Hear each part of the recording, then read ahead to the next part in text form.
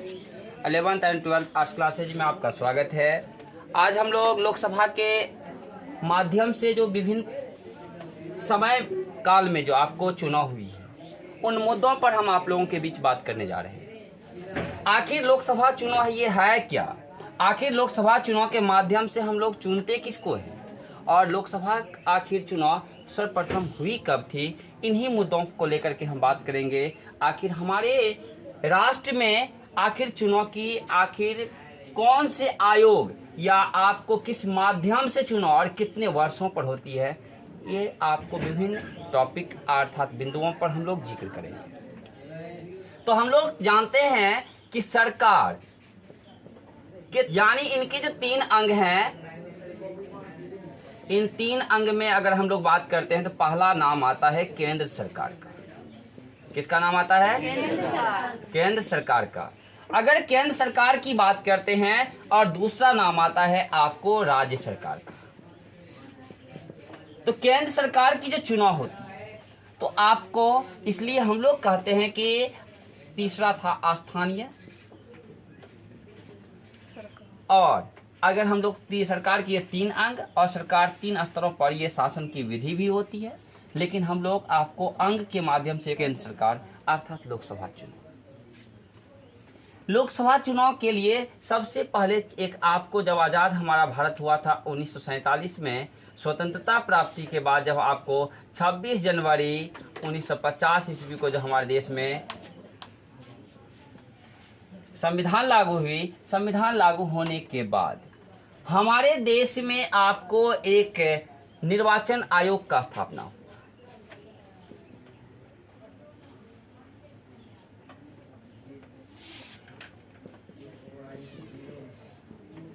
इसका स्थापना 1950 में निर्वाचन आयोग ही चुनाव करवाती है, और ये आयोग आपको चुनाव की प्रक्रिया जो आरंभ किया था, तो आप विभिन्न बिंदुओं पर जब जिक्र कर रहे थे तो आपने देखा कहीं जगह आप देखिएगा कि चुनाव आपको 1951 के लास्ट में लोकसभा का चुनाव प्रथम बार आरंभ हुआ था, लेकिन हम लोग उसकी बात शुरुआती दौर से करेंगे कि प्रथम लोकसभा चुनाव की गिनती की पूरी प्रक्रिया और सरकार बनने की बात 52 में थी और अधिकांशतः चुनाव 52 में, जिस वजह से हम लोग कहते हैं कि प्रथम लोकसभा चुनाव 1952।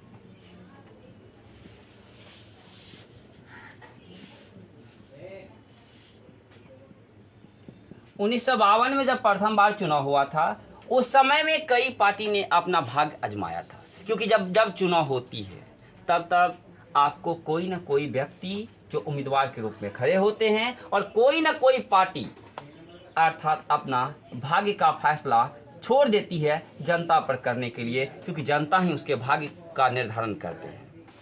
जब आपको प्रथम चुनाव हो रहा था उस समय में जो पार्टियां हुआ करता था, हिंदुस्तान की सबसे पुरानी पार्टी भारतीय राष्ट्रीय कांग्रेस, उन्होंने अपना भाग्य आजमाने के लिए अपना विभिन्न क्षेत्रों में आपको उम्मीदवार को खड़ा कर दिया। उसी समय में आपको पार्टी हुआ करता था भारतीय कम्युनिस्ट पार्टी, जिसकी स्थापना आप जानते हैं कब हुआ था? 1925 ईस्वी में। उन्होंने भी अपना भाग्य आजमाना आपको इसमें चाहा। तो आपको इस प्रकार से अनेक पार्टियों ने विभिन्न क्षेत्रों में अपना उम्मीदवार को खड़ा किया। उस समय में सबसे ज्यादा लोकप्रिय पार्टी लोगों की बनी और वो बनी कांग्रेस,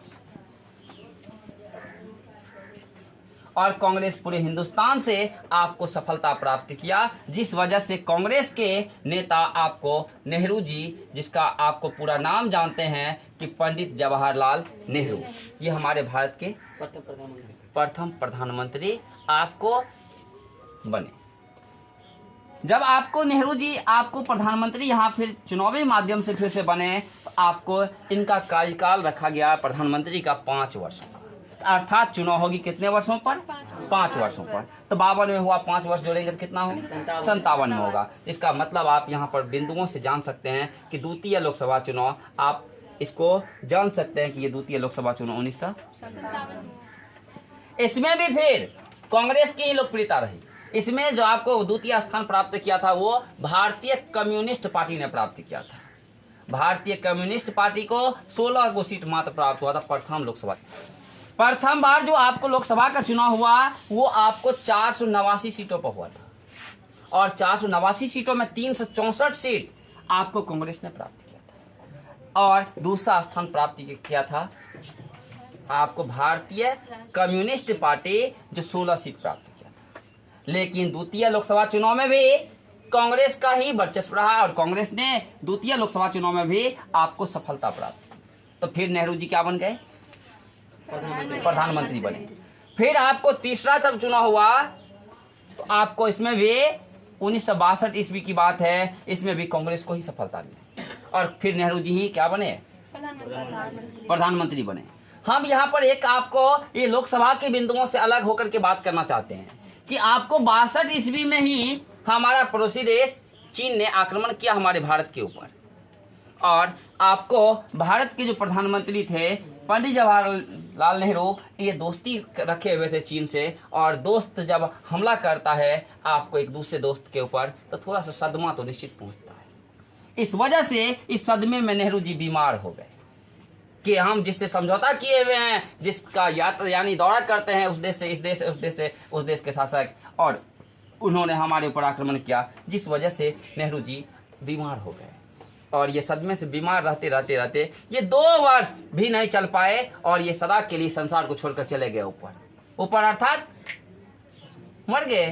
तो मरे आपको 1964 में, यानी इनका देहांत 1964 में हो गया। अब यहाँ समस्या था कि हमारे देश के प्रधानमंत्री बनेंगे कौन, तो यहीं पर आपको कांग्रेस पार्टी की ही तरफ से चुन लिया गया आपको इसके बाद शास्त्री जी, जिन्होंने जब ये शास्त्री जी चुने गए प्रधानमंत्री 1964 ईस्वी में तो 65 में हमारा पड़ोसी मुल्क पाकिस्तान जो हमारे भारत के पश्चिम में है, इन्होंने फिर आक्रमण कर दिया हमारे भारत के ऊपर और यहीं पर लाल बहादुर शास्त्री जी ने नारा दिया था, जय जवान जय किसान। और इस युद्ध में हमारे भारत को फिर सफलता मिली, लेकिन चीन वाला युद्ध में तो भारत हार गया था। तो इसमें सफलता मिली आपको, लेकिन सफलता के बाद जब भारत के शासक लाल बहादुर शास्त्री जो प्रधानमंत्री थे वो गए समझौता करने के लिए ताशकंद, जो आपको उस समय में पूरे वर्ल्ड का दूसरा महाशक्ति था, क्योंकि पहली महाशक्ति संयुक्त अमेरिका और दूसरा था सोवियत संघ। तो सोवियत संघ में एक जगह था जिसका नाम था ताशकंद, जिसका नाम था ताशकंद। ताशकंद में नेहरू जी के बाद जो आपको उत्तराधिकारी बने थे शास्त्री जी, ये लाल बहादुर शास्त्री यहाँ से गए थे समझौता करने पाकिस्तान के शासक से और वहाँ से पाकिस्तान से आए थे अयूब खान। दोनों के बीच 10 जनवरी 1966 ईस्वी को समझौता तो हुआ, लेकिन खा करके जो लाल बहादुर शास्त्री सोए तो सोए रह गए, अर्थात रात में वो 1 बजे मरे कि 12 बजे मरे कि 11 बजे मरे, ये इसकी किसी को जानकारी नहीं। ये तो हम लोग ऊपर वाले से तब पूछेंगे ना। इसलिए हम लोग जब इसकी ऑब्जेक्टिव कभी कभी बनाते हैं तो हम लोग देखते हैं कि उसका ऑब्जेक्टिव में लिखा रहता है विकल्प में 10 या 11 जनवरी। तो आप 10 जनवरी को खा के सोए थे, अगर 11 विकल्प ना रहे तब तो 10 में मारना, नहीं तो अधिकांश जगह आपको ऑब्जेक्टिव मिलेगा 10 या 11 1966। इसके देहांत के बाद आपको हमारे देश के एक नए प्रधानमंत्री और आपको हमारे हिंदुस्तान में प्रथम महिला प्रधानमंत्री बनी थी इंदिरा गांधी।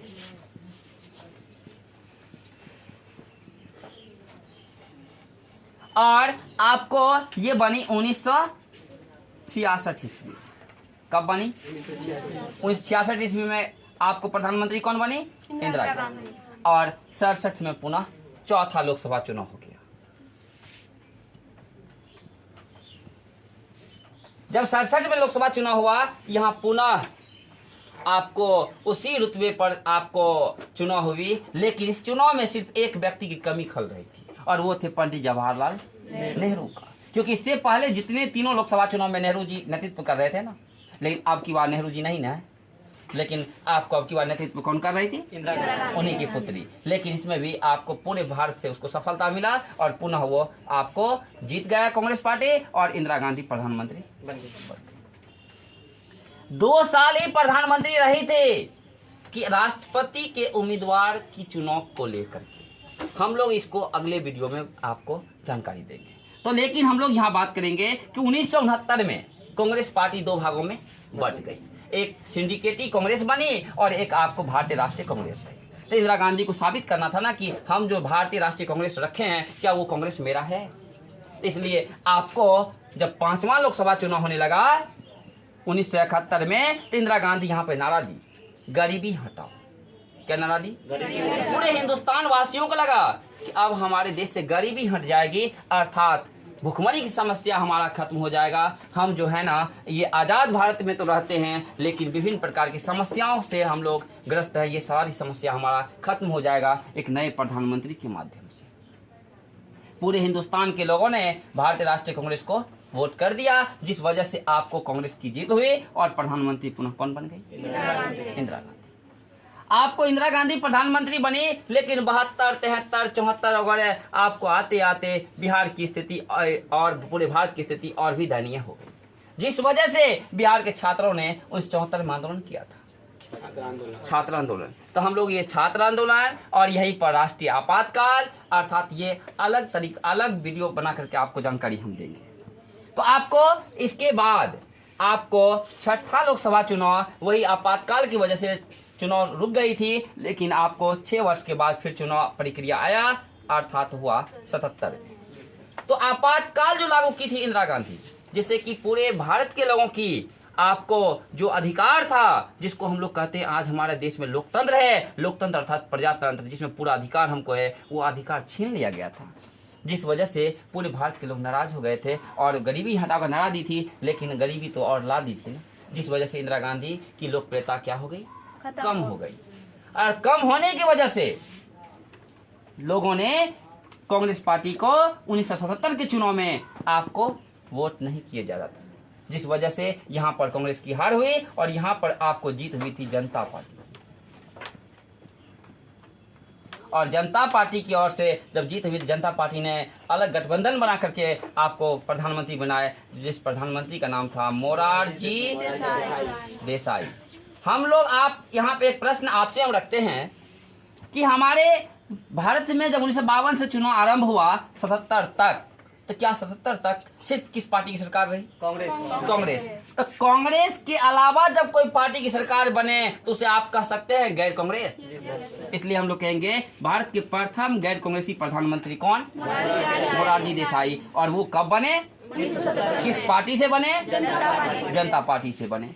आपको लेकिन गठबंधन अर्थात 2 या 2 से अधिक पार्टी को मिलकर बनाई गई सरकार। आप इसको एक और उदाहरण ले सकते हैं। अगर मेरे पास एक कुर्सी है और उस कुर्सी का उसमें 4 पौवा होता है और चारों पौवा 4 दोस्त मिलाकर के अर्थात वो कुर्सी को खरीदे थे, लेकिन दोस्ती की आपको एक मिसाल जब रहेगी अर्थात दोस्ती कायम रहेगी, तब तो उस कुर्सी उसका नाम देंगे। अगर दोस्त जो है ना 2 को दोस्त कहेगा मेरा जो है ना उसमें जो लगाए थे पैसा वो हमको 2 को पौवा उसमें से दे दो तोड़ करके, क्या वो आपको कुर्सी रहेगी? नहीं।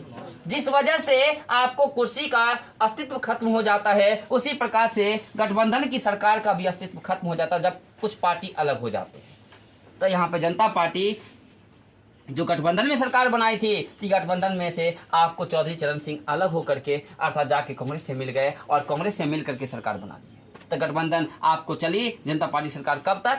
2 वर्ष, मात्र 1977 से 1979 ईस्वी तक। और यहाँ पर 79 ईस्वी में चौधरी चरण सिंह जाके मिल गए किससे? कांग्रेस से। और आपको चौधरी चरण सिंह कांग्रेस से मिलने के बाद आपको अपना एक नई सरकार बनाए, लेकिन वो भी सरकार मात्र गठबंधन है। आपको मैंने उदाहरण दिया, गठबंधन तब तक रहती है जब तक मन एक रहता है, और मन में लोभ आया गठबंधन टूट जाती है। और यहाँ पे गठबंधन टूट गया 1979 में, और 1979 में बनाए थे चौधरी चरण सिंह फिर आपको गठबंधन में कांग्रेस से, लेकिन फिर वहां मन एक नहीं रहने की वजह से फिर टूट गया और कांग्रेस कहता हम तेरे साथ नहीं रहेंगे। तो वो मात्र रहे आपको 4 महीना लगभग प्रधानमंत्री।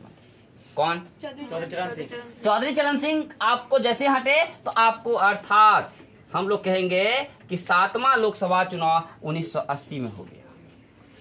और यहां इंदिरा गांधी क्या नारा दी थी? गरीबी हटाओ 71 में। और यहाँ पर जनता पार्टी विपक्षी पार्टी दिया था इंदिरा हटाओ देश बचाओ, और यहाँ पर फिर कांग्रेस देता है इंदिरा बुलाओ देश बचाओ।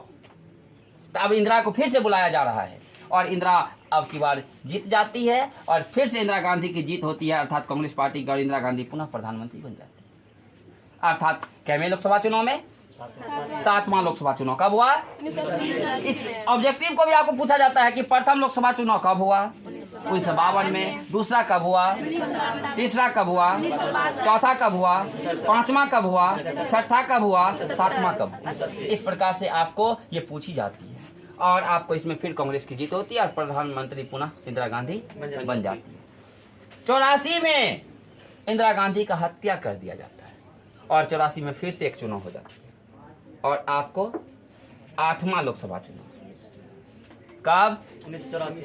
1984 में जब आपको होता है और इंदिरा गांधी तो इस संसार को छोड़कर चली जाती है। जब इंदिरा गांधी चली जाएगी तो अब उसका नेतृत्व में कोई करता है, अर्थात उसका उत्तराधिकारी कोई ना कोई तो आएगा, है ना। आपको अब आते हैं राजीव गांधी। तो राजीव गांधी यहाँ क्या बन जाते हैं? प्रधानमंत्री बनते हैं, क्योंकि कांग्रेस की जीत होती है और राजीव गांधी क्या बनते हैं? और ये 84 से 89 तक रहता है।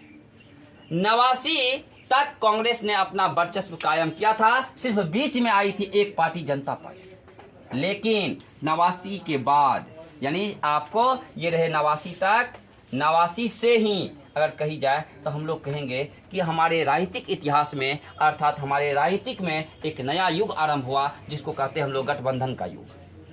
क्योंकि कोई ऐसी दल नहीं रही कि जो दल को अकेला आपको आधा से अधिक लोकसभा में सीट प्राप्त हो जाए, और जब तक आधा से अधिक सीट प्राप्त होता नहीं है तो आपको कोई भी देश की आपको पार्टी सरकार बना नहीं सकती है। जैसे आप जानते हैं कि बिहार विधानसभा चुनाव जब होती है, बिहार विधानसभा में आपको कितना सीट है? 243। इसका आधा से एक ज्यादा आपको प्राप्त करना है, यानी 122 कोई ना कोई गठबंधन में हो या अकेला कोई पार्टी को 122 सीट प्राप्त करना है। लेकिन आपको अभी तो कई पार्टी न बन गए। आप देखिए कि 1980 में जब लोकसभा चुनाव हुआ था, यहीं पर आपको ये जनता पार्टी ने एक नई पार्टी बना लिया, भारतीय जनता पार्टी, जिसको आप बीजेपी कहते हैं। 1980 में इसका गठन हुआ तो पार्टी अब नया नया आने लगा ना। तो अनेक पार्टियों का आगमन हुआ तो सब पार्टी कुछ ना कुछ जगहों पर लोकप्रिय रही ना, जिस वजह से आपको पूरे हिंदुस्तान में लोकप्रियता एक पार्टी की नहीं रही। तो यहाँ से कौन सा युग आरंभ हुआ? गठबंधन। आपको गठबंधन युग आरंभ हुआ और उसके बाद आपको 9वां लोकसभा चुनाव कब हुआ? 1989। फिर आपको 10वां लोकसभा चुनाव हुआ 1991 में, और 11वां लोकसभा चुनाव हुआ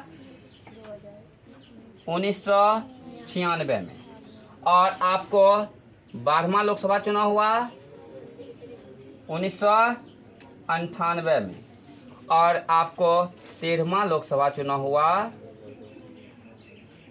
1999 में, और 14वां लोकसभा चुनाव हुआ 2004 में। 4 के बाद आपको 15वां लोकसभा चुनाव जो हुआ वो हुआ है आपको 2009 में, और आपको 16वां लोकसभा चुनाव हुआ 2014 में, और 17वां लोकसभा चुनाव हुआ 2019 में। आपने देखा कि हाल फिलहाल 2019 में जो लोकसभा की चुनाव हुई, इसमें बीजेपी की जीत हुई और नरेंद्र मोदी प्रधानमंत्री बने। आपको 2014 में भी बीजेपी की जीत हुई और नरेंद्र मोदी प्रधानमंत्री बने। इससे पहले 2009 और 2004 में आपको कांग्रेस की जीत हुई थी, जिस वजह से आपको मनमोहन सिंह यहाँ प्रधानमंत्री बने थे 10 साल तक, 2004 से 14 तक रहे। और 1998 से आपको 99 और 99 से 2004 तक हमारे देश के प्रधानमंत्री आपको अटल बिहारी वाजपेयी जी। अर्थात इस प्रकार से हमारे भारत में अभी तक कितनी लोकसभा चुनाव हुई है? 17 बार। तो आपको ऑब्जेक्टिव पूछता है कि 2019 में जो लोकसभा चुनाव हुआ था वो आपको कितनी लोकसभा चुनाव थी? आपको यह पूछेगा कि 15वीं लोकसभा चुनाव कब हुई? 2009 में। इस प्रकार से विभिन्न आपको